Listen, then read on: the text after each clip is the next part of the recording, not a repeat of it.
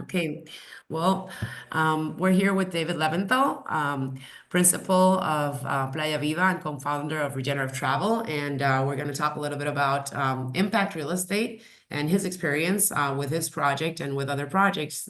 David, thank you so much for being here. Really appreciate your time and your support throughout this journey that we're all in of regeneration.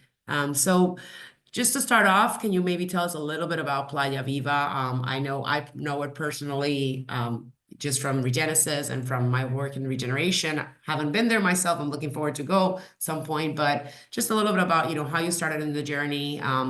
What's your story regarding impact funding? How did that start off? Share a little bit about how that's been for you. What's your experience there?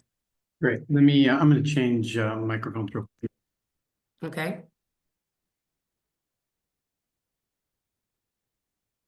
Check, check. I Okay, can hear you. great. So Playa Viva, it's located near the town of Juluchuca, Mexico, which is about 40 minutes south of Zihuatanejo stop on the Pacific coast. We've got the Sierra Mountains behind us. We're 200 acres, a mile of beachfront right now, building our 20th unit, and soon to expand out to about 25, and then build out a whole residency, because the unit that we're building right now is a model home for selling fractional ownership. We have a whole watershed regeneration project called Resimar, which we just spun off. And we just spun off all of our kind of internal farm operations as a group called Gente Viva, which has a whole other separate section to it. So the town of Juluchuca has originally 500 when we started. I think it's up to 800 now. We're the largest employer in that town and kind of towns around it. Our goal is really to work at a regenerative level in hospitality, and hopefully we're doing that. That's the quick introduction about Playa Viva. Wonderful. And so we're getting into the funding side of things. So when you bought this land, which I understand was around 2008, can you maybe tell us a little bit about what was your process? Well, how was your journey to be able to get to the point where you're now with the project? It's been a while, but you obviously started at one stage, and share a little bit about how you have been able to get the capital flow into Playa Viva. So we opened in 2008. We bought the property in 2006. Sandra Khan, my ex-wife, went to Greenbuild and met with a bunch of different people, including Bill Reed. The whole idea of building regeneratively resonated with her. Our background had included doing a jaguar habitat project, so we had a strong conservation background, and her family has a strong kind of conservation and social impact background in Mexico. And I then also saw that just conserving a space by putting a border around, the Calakmul biosphere or the area around it to protect it, that wasn't really protecting it, because people around it who were poor would still go in and log illegally and take out, hunt jaguar for their pelts. So through a guy named Sean Paul, who was with a group called Ecologics, really realizing that you really need to deal with the social issues as much as the environmental issues, and it's all tied together. And once you address those social issues, that will help you conserve better. And so when Bill Reed came along, his initial comment was, when you build, you can make it better. And my belief was, no, every time you build, you're destroying in the process. And Bill said, no, if you understand the history of place and how that place got to be degraded, because in most cases, humans have degraded 99% of the places that they touch, then you can understand your role in regenerating and bringing back the abundance that was once there. And, I was like, okay, now I see why Sandra really liked what Bill had to say. And we hired Bill Reed and the Regenesis team and did a set of charrettes, all hands on meeting, where we looked at a whole systems approach, including a history of place and doing a deep history of place about what is Playa Viva now and the connected area, and raise money from friends and family. Our initial goal in 2000 when we opened was to create a community. So Playa Viva's original branding was Playa Viva, a sustainable residence community. We use sustainable because thought regeneration was way too advanced for folks at the time. So we made a conscious choice to pick sustainable, a sustainable residence community and boutique hotel. And then when we opened in November of 2008 with our model homes, it was the global economic collapse. Mexico got hit by swine flu. Calderon was going heavy against the narcos, drug lord wars at its peak. It was the perfect storm. And rather than close, we pivoted and turned it into a boutique hotel, and then grew it slowly over time to see if what we were doing resonated with folks. So not only did we turn our model homes into boutique hotel, but then we ended up raising money from Conservation International, their Verde Ventures group, and Root Capital. They kind of piggybacked on the due diligence that Conservation International did and built 3 more units with $500,000 and grew to 8 units, and then used some internal capital that we had from a real estate sale into growing the property, and also debt that we took on to grow it to 12 rooms, and added some other infrastructure facilities to it.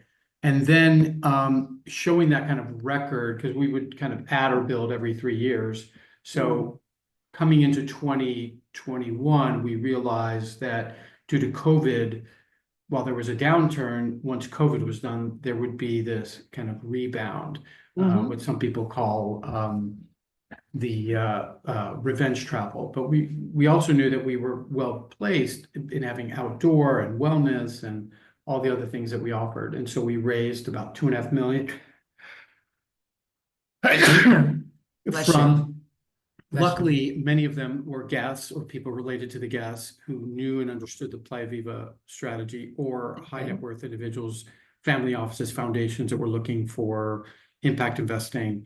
So there were about 20 investors in total in that round, and it was all debt. And then we expanded to what is now 19 rooms, and really hitting a stride at that point.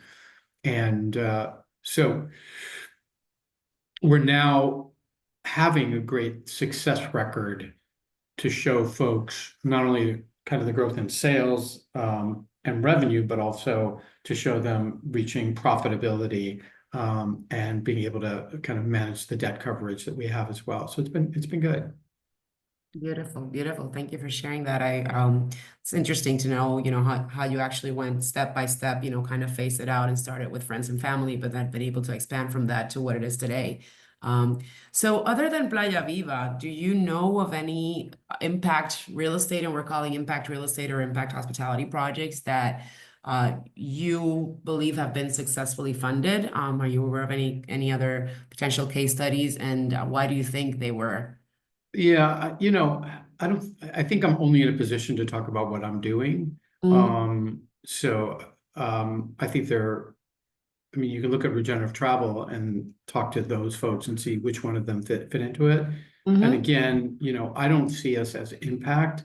Impact is a subset of what we do. Because regeneration from the very get-go is about going from degenerative to regenerative, making a positive impact as part of that. But the paradigm shift that goes with whole systems thinking and moving from scarcity to abundance, I believe, goes beyond impact. As when I was in an impact investing group and somebody said, impact is very different for different people. For one person, making sure everybody has a gun is impact.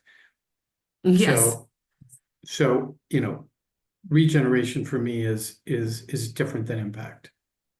I believe so as well. I mean, definitely that there is a part of it where figuring it out. And ideally, our goal is to move into regenerative real estate projects. I mean, very similar to what Playa Viva is doing, but also, having that residential community, which is wonderful to hear that you're now actually working in that direction, and you're planning on moving to what was the original plan, it seems. So it's happening now. So that's also very interesting to know the story and the time that has gone by. What do you foresee? I mean, what do you feel was the biggest challenge in getting the capital flow into Playa Viva when you initially started? And I guess in each phase, maybe the main challenges that you encountered at the time. I think that we were lucky that we had invested in other people's projects. And so when it was time for us to do a project, we had friends and Mm, family that were willing to invest back into us. Um, when we went out to raise capital from Verde Ventures, a lot of that was just about going through the due diligence process with folks, and making sure to negotiate something that was a win-win. And, at each phase, it's making sure that you hit the objectives that you say you're going to hit to become trustworthy enough, because each funding round begets another funding round. of course. When you're making all your debt payments or you're making distributions, folks are very happy to come back and do more of it. So, What about for example, the benchmarking criteria for these rounds, as far as not just as far as the returns that maybe were expected, but also was there any benchmarking criteria for impact or regeneration, if you will, during any of these rounds that were part of that process of deliverables, if you will? yeah, I mean, my personal view is there are no concessionary returns for impact investing. Okay. And as a matter of fact, impact investing should show, and I think you alluded to this when we were talking about the questions before we started recording, that it comes in the long term. So you need investors that are interested in the long term. But, you got to be able to provide market returns. Impact investors in general, given a choice between a real estate investment that isn't going to be impact and a real estate investment that is going to be impact, as long as they trust that this is going to give the same return as this, if they really are investing with their values, they'll invest there. So, when we went out in 2021, interest rates were around 3-4%. We Mm, were offering 7%, 7.5% interest over 7 years. It was an attractive investment, right? mm, Um, you know, now, soon when interest rates went up, folks were like, can we renegotiate that? It's like, Of yeah, well, course. yeah. So yeah, you still have to provide a attractive return on investment. And once you start kind of understanding that, when you go to, let's say you go to a impact investment VC, they're promising their investors that 7%. So Mhm, they've got to ask you for 9, 10, 11% so that they can make money for themselves, right? And so, there's these capital stacks, and depending on where you get that money, you got to be prepared to give that kind of return. That's mhm. it. I mean, and one of the things that I'm hearing as you say this is, I mean, we're working on really changing the narrative here and explaining to maybe traditional investors, why they should transition into regenerative uh, Yeah, I would impact get away from investing. talking to traditional investors. I think, Okay. what's happening is, and if you talk to folks in the impact investing space, I think the number was like $3.5 trillion is transferring from one generation to the next. And that Mm, new generation isn't a traditional investor. They may be working with a traditional investment advisor, but many of them are going to their advisors and saying, if you can't decarbonize my portfolio, I'm not going to be working with you. So they're bringing in those expertise so they can address that as well. So mm, to no, I'm not even gonna waste my time trying to convert that religion. I'm gonna talk to the folks who are already converted, and they're converting that, the infrastructure that they're supports them. they're already worked out, changing the system, if you will, transforming the system in that direction. Yeah. Wonderful. That's great feedback there. Um, So what else do you see potential? I mean, how much potential do you see for projects that are regenerative real estate projects? I mean, really, truly, projects that are actually having a positive impact and beyond on the, the social aspect, the ecological aspect. I feel like there's a lot of talk about regenerative real estate development and regeneration and all of that, but Yeah. very few projects that have actually been successful or, have been funded. But there is a lot of demand for it. I mean, we represent a group of people that are craving to have that type of project and really trying to catalyze capital in that direction. What do you feel is the potential, and how can we get to that point? How can we reach what basically I would say transcend into the next level, if you will? Yeah. Well, I mean, part of what you're asking is related to my theory of change, which is change happens little by little until it happens all at once. So, Playa Viva is just one little change. And people come in and see that, and they're like, we want to do something like that. For example, Jason, who was with Marea and just bought 110 hectares further south of us, he saw that when he built in a non-regenerative way, it's costing him more over the long term in operating that hotel. And it doesn't do all the things that he wanted to accomplish because he didn't look at it from a whole systems thinking approach. So Jason shows up at our 15th anniversary, having just bought this property, sitting there thinking, how am I going to get out of this old model that I was in that is now costing me more to operate? And then he hears Bill Reed talk about their involvement with us in the development of Playa Viva, and he hires Bill Reed. So now another project on the coast near us is being developed in a regenerative way. And little by little, we're hopefully developing the regenerative coast of Mexico here. Beautiful. So, I think when you look at real estate, one of the important things for real estate, especially in the US, is insurance. Especially and considering everything that's happening now with, the LA fires and the Miami flood insurance is through the roof. So, I mean, it's huge. Right?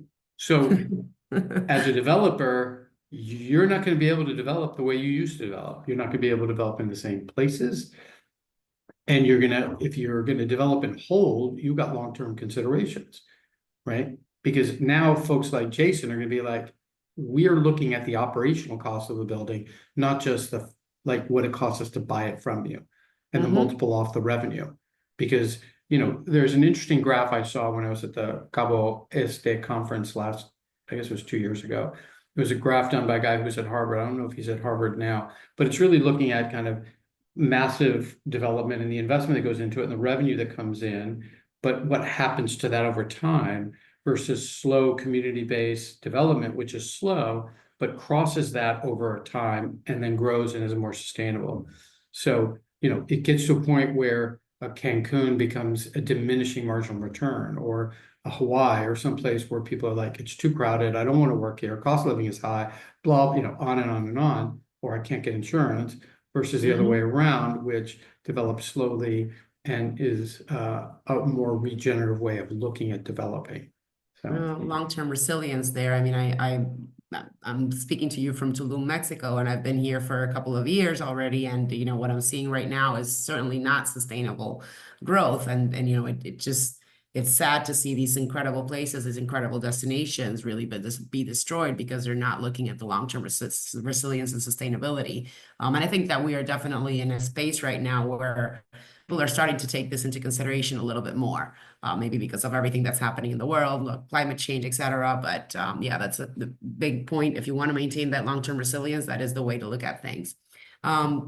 One other question: when you're looking at for yourself, let's say you're investing in a project, and you're looking at a regenerative project, what are your basic investment criteria that you would apply as far as, maybe expected ROIs? I know you gave me some numbers already, but living in where we're living at today, the days that we're living in this day and age, and also expected impact or expected benchmarks for impact, if you will. Maybe you can actually weave in a little bit about Playa Viva and what you guys are doing as far as impact and, regeneration in your region. well, one of the things we're looking at regenerative travel is, what are those benchmarks? What are those? Is there a regenerative development standard? What are you measuring? Playa Viva decided that we needed to have a certification, and the certification that we respected more than any other was B Corp. And so in 2022, in January, we got certified, bragging. We had a certification score of 110, which was, at first we thought, oh, wow, let's look at what other hotels in Mexico have. It was higher than those, and we looked all over the world, and it was the highest score of any hotel in the world. Since then, we've been surpassed, which is great. We want that. We're in the process of getting recertified, and so, we're competitive. Our goal is to be number one again. I'm sure And you will be. the other, kudos, I think, is not just the impact, but, the level of service. And I think it says something about Michelin. Michelin awarded us 2 keys. And part of that is our connection to the community and the impact that we're having. So it's good that Michelin is doing that. For me, one of the things we're looking at is developing a hotel operating company so that what we do can be replicated in other places. And when I look at properties, I look at airlift and proximity to customers. I look at water, and if there's water, I look at the place and, things like you said of fires, hurricanes, tornado, what's going to make it bad? Flooding, Miami. I wouldn't buy a hotel in Miami. You paid me. So, for many reasons. And so those are things we look at. Obviously, connection to community, history of place. Is there a good story in that history of place? And are we coming in to really, as we did Playa Viva, bring back the abundance that was once there and connect to that place and have the spirit of that place connect out to the larger community, and which is everything from the guests to, the watershed it's impacting and the people there, to the community of employees, workers, and everything that they touch and affect, and all the supply chain, because that would be another one. So the ability to source locally and have a supply chain. Beautiful, beautiful. Thank you so much. Well, thank you so much for taking the time to speak about this with me, and with this group of us that are working and pushing this transition, if you will.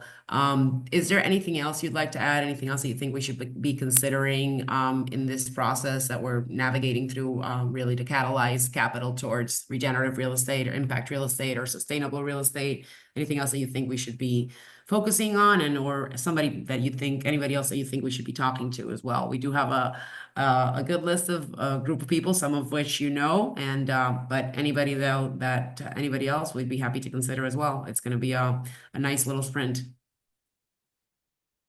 I would, obviously look at regenerative travel as a collection and see what's there. Bill Reed has been a massive impact on the work that we do in the whole Regenesis group and their network.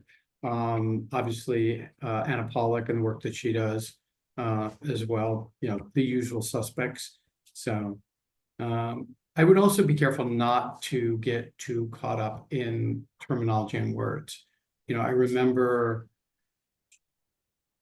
getting on my first B-tourism call, and there might have been 20 people on there, and I got introduced as, welcome David Leventhal, Playa Viva, and founder of Regenerative Travel. And somebody got really bent out of shape about regeneration.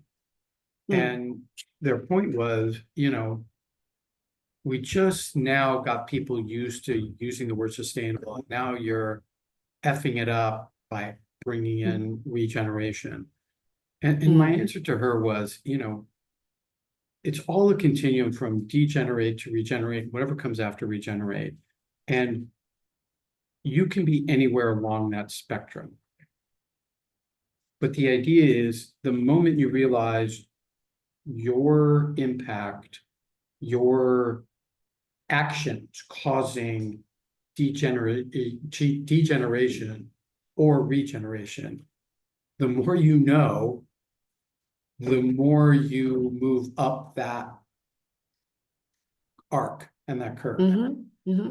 If the intention So, is there, right? And then that's which in your case it was, but there is also a lot of what we're calling regen wash instead of greenwash, regen wash. So you have, as it now has yeah, become a marketing term, even I think just recently. So well, if but the I think intention is there. washing is the separation between what you say and what you do.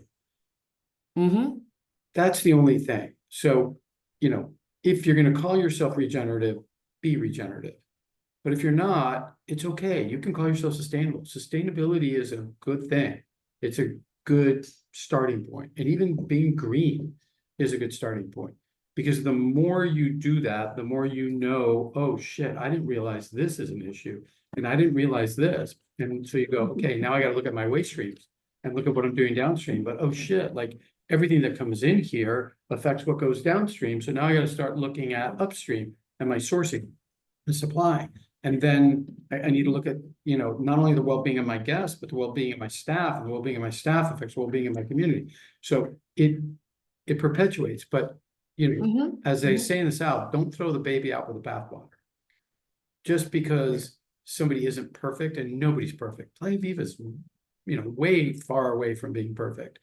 But understanding where we're off helps us decide what the priorities are to get us even closer and closer to where we want to be. And the more we learn, the more we realize we don't know. So, Beautiful. I think those are wonderful, wonderful last words to leave us with. I mean, I personally have been through that journey. I'm going through that journey. It's been a wonderful process as a process of becoming, like Bill calls it, and it's kind of what you learn and what you realize about the journey, not also about yourself in the process, but also about what you're learning around you and where you want to go with your project. So beautiful last words there, David. Thank you so much for taking the time again. Always a pleasure speaking to you. And yeah, we'll definitely be in touch and get back to you with all the other information that we're gathering here. We appreciate the support and look forward to seeing more of Playa Viva and more Playa Vivas come up all around the world. That is also one of my wishes. So I'd love to see that very soon. Thank thank you, you. Francis.